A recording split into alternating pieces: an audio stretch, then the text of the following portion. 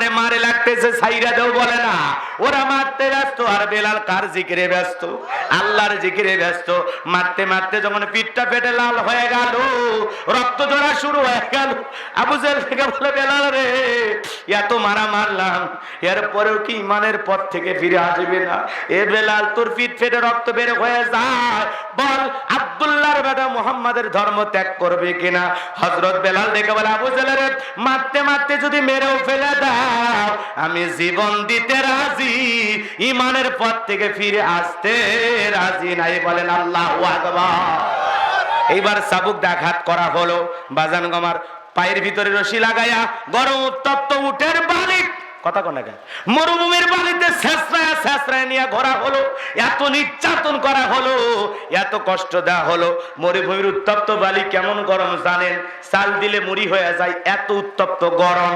এ বাজান গো আমার ওই উত্তপ্ত বালিতে ছেঁচড়ায় ছেঁচড়ায় এনে ঘুরলেন, চাবুকের আঘাত দিয়ে মারতে মারতে এইবার বিকেল বেলা হযরত বেলালকে নিয়ে আসা হলো। নিয়ে আসার পর দেখে বলে বেলাল এত মারা মারলাম, মরুভূমির বালিতে ছেঁচড়ায় নিয়ে ঘুরলাম, বলতো বেলাল এখনো কি আব্দুল্লাহর বেটা মুহাম্মাদের ধর্ম ত্যাগ করবি কিনা? হযরত বেলাল ডেকে বলে আবু জেহেল রে মারতে মারতে যদি মেরেও ফেলে দাও মনে রাখো নিঃশ্বাস থাকবে যতদিন বেলাল ইমানের পথে টিকে থাকবে ততদিন। আল্লাহু আকবার বলে। এইবার আবু জেহেল বলে না এইভাবে হবে না, কি করা যায়? যাও সবাই মিলে বড় একটা পাথর নিয়ে আসো, বিশাল একটা ওজনের বড় পাথর কয়েকজন যুবক মিলে বেলালের বুকের উপরে চাপায়া দিল। এরপরে বলে থাক বেলাল এইবার তোমরা চলে যাও, এই পাথরের চাপা খেয়ে বেলাল মারা যাবে। এরপরে যখন সবাই চলে গেল বাজার, বেলালের বুকের উপরে পাথর, বেলালের চোখ দিয়ে অশ্রু ঝরে আর কণ্ঠে আল্লাহর জিকির, জিকির করতে করতে ডেকে বলে আল্লাহ তুমি তো সেই আল্লাহ যে ইব্রাহিমের জন্য নমরুদের অগ্নিকুণ্ডকে ফুলের বাগান বানায়া দিয়েছো। ও আল্লাহ তুমি কি পারো না বেলালের বুকের উপর পাথর থাকার কারণে তোমার মতো মালিকের জিকির করতে কষ্ট হয়?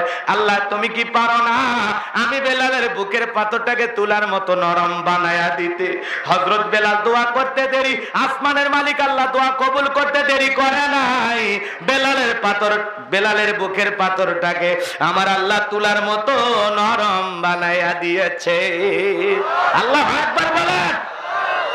আশিকে রাসূল বেলাল, নবীর পাগল বেলাল কেমন আশিকে রাসূল ছিলেন, কেমন আল্লাহর প্রিয় ছিলেন। নবীজি যখন পথ চলতেন হযরত বেলাল একবার ডানে যায় আর একবার বামে যায়। নবী জিজ্ঞাসা করে বেলাল একবার ডানে যাও আর একবার বামে যাও, কারণটা কি বুঝি না?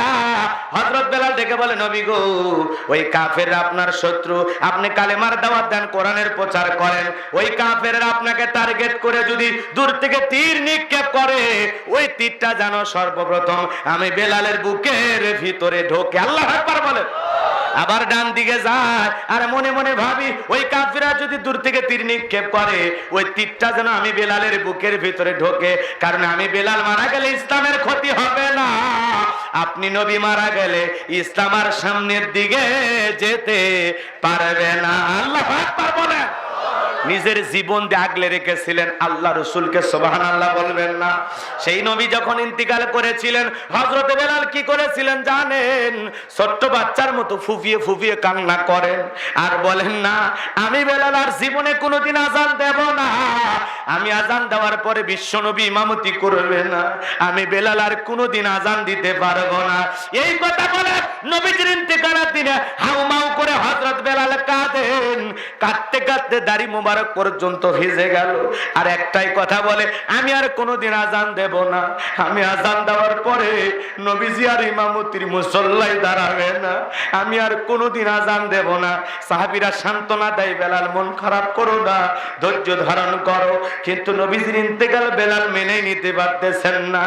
এ বাজান সোমবারের দিনে নবীজির ইন্তেকাল হয়ে গেল, বুধবারের দিনে নবীজি দাফন করার পর হযরত বেলাল মদিনা ছেড়ে চলে গেলেন।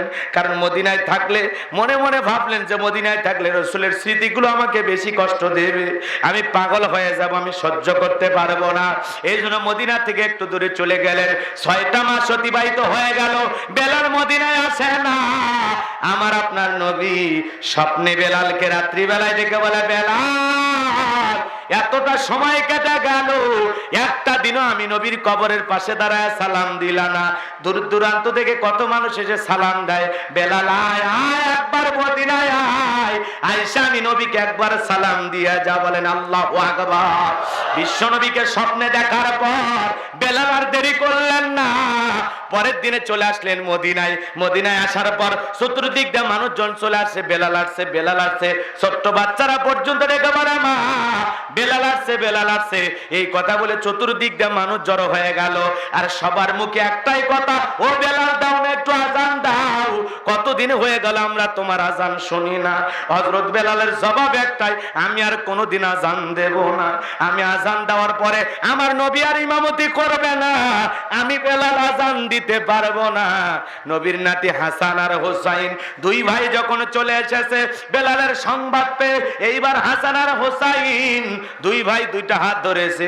হোসাইন যখন হাতটা ধরে ডেকে বলেছে নানু ভাই, ও নানু ভাই, নানাও চলে গেছে, কতদিন হলো তোমারে দেখি না। ও নানু ভাই দাও না একটু আজান দাও, কতদিন হলো আমরা তোমার আজান শুনি না। হযরত হোসাইন যখন হাতটা ধরে বেলাল রাদিয়াল্লাহু তাআলা হুকে নানু ভাই বলে ডাক দিয়েছে, হযরত বেলাল তাকায় দেখে হোসাইনের চেহারার উপরে বিশ্ব নবীর চেহারা মোবারক ভেসে উঠেছে। মনে হয় মদিনার নবী ডাইকা বলে বেলাল দে না একটু আজান দে, আমি নবীও কতদিন হলো তোর আজান শুনি না। হোসাইন যখন ডেকে বলেছে নানু ভাই, ও নানু ভাই দাও না একটু আজান দাও। হোসাইনের কথা শুনে হযরতে বেলাল তখন আজান দিলেন। বলেন আল্লাহু আকবার। এত আশিক রাসূল বেলাল, বুকের উপরে পাথর। এ বাজান গো আমার, বেলালের নির্যাতন আর কষ্টের খবর নবীজির কানে চলে গেল। নবীজি আবু বকরকে ডেকে বলে আবু বকর, বেলালের নির্যাতন আর জুলুমের কষ্ট আমার সহ্য হয় না, যেভাবে পারো বেলালকে আজাদ করো। আবু বকর সিদ্দিক রাদিয়াল্লাহু তাআলা আনহু কয়েক গুণ দাম বেশি দিয়া হযরত বেলালকে গোলামীর জীবন থেকে আজাদ করলেন। বলেন আল্লাহু আকবার। এ বাজান গো আমার, একদিকে সন্তান হারানোর ব্যথা, অন্যদিকে সাহাবায়ে কিরামদের উপর নির্যাতন জুলুম, এই জন্য নবীজির মনটা খারাপ, চোখের কোণায় পানি। হযরত আনাস ডেকে বলেন নবী গো এই মাত্র দেখলাম মনটা খারাপ, চোখের কোণায় পানি, আবার মুস্কি হাসেন। বিশ্ব নবী ডেকে বলে আমার হাসি দেওয়ার কারণ হলো এই মাত্র আসমান থেকে জিবরাইল এসে আমার উপরে সূরা কাউসার নাজিল করলো। আল্লাহু আকবার বলেন। বিশ্বনবী তখন শোনায়া দিলেন ইন্না আ'তাইনাকাল কাউসার ফাসাল্লি লিরাব্বিকা ওয়ানহার ইন্না শানিয়াকা হুয়াল আবতার। আল্লাহু আকবার বলেন। কষ্ট পাচ্ছেন আপনারা? বিরক্ত হয়েছেন? কোরআনের কথা শুনলে লাভ না লস? ভালো লাগে না খারাপ লাগে? যত শুনবেন তত মজা লাগবে, কারণ যদি মনটা আবু বকরের মতো নরম হয়, আমার আল্লাহ বলেন ওয়াইদা তুলিয়াত আলাইহিম আয়াতুহু যাদাতুহুম ঈমানাও। আল্লাহু আকবার বলবেন না? যারা আমার মুমিন বান্দা তাদের সামনে আমার আয়াতের আলোচনা করলে, আমার কোরআনের আলোচনা করলে, এই কোরআনের কথাগুলো শুনলে তাদের ঈমান বৃদ্ধি পায়। বলেন সুবহানাল্লাহ। মনটা যদি আবু বকরের মতো নরম হয় ঈমানটা বেড়ে যাবে, আর মনটা যদি আবু জেলের মতো শয়তানি দিয়ে ভরা থাকে সারা রাত কোরআন শোনাও কোনো লাভ হবে না। কথা বলে ঠিক কি না? তাহলে এই কোরআনে চলেন আমরা তাফসিরে যাই। কষ্ট হবে আপনাদের? কষ্ট হবে? এই কোরআন এই যে ছোট্ট একটি সূরা, এটা যদি টেনে টেনে তিলাওয়াত করা হয় মজা আছে না নাই? জোরে বলেন মজা আছে না নাই? যার কণ্ঠ যত ভালো তার কণ্ঠ দিয়ে কোরআন শুনতে তত বেশি সুন্দর লাগে। কোন সুবহানাল্লাহ। এই সূরাটাই যদি সুন্দর করে টেনে টেনে পড়া হয়, ইন্না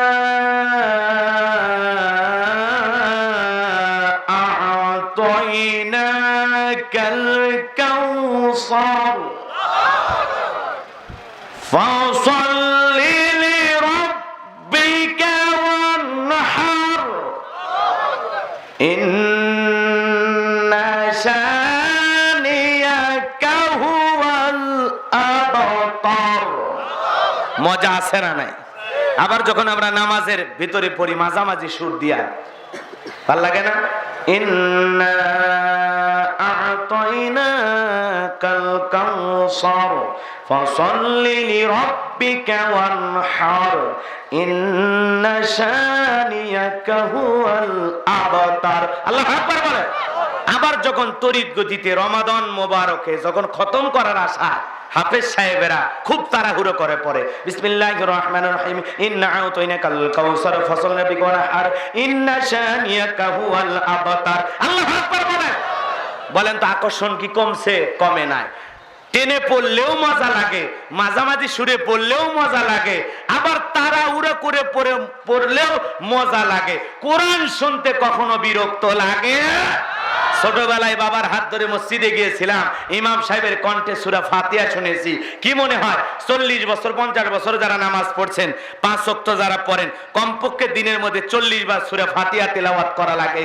বলেন তো আজ পর্যন্ত কোন মুসল্লি কি বিরক্ত হয়ে বলেছে সূরা ফাতিহা পড়তে আর ভাল লাগে না, কাল থেকে সূরা ইখলাস দিয়ে শুরু করব? কোন ইমাম সাহেব যদি বলে ভাই 25 বছর ইমামতি করলাম, এই একই সূরা দিয়ে নামাজ শুরু করলাম, আমি একটু ডিজিটাল হয়ে পাল্টাতে চাই, কি করবেন? কয় আমি কাল থেকে সূরা ইখলাস দিয়ে শুরু করব। এখন ইমাম সাহেব সূরা ফাতিহা বাদ দিয়া যদি আপনাদের সামনে বলে কুল হুয়াল্লাহু আহাদ, আপনারা পিছন থেকে কি বলবেন? আল্লাহু আকবার। এই ইমাম সাহেব আগে সূরা ফাতিহা পড়, এরপরে অন্য সূরা ধর, আর বেশি ক্লান্ত হলে ইমামতি বাদ দিয়া বগনে ঘুম পা। কথা কোন লাগে আপনারা? কিন্তু ফাতিহা বাদ দিয়ে কোন হুজুর ইমামতি করলে বেতন যদি না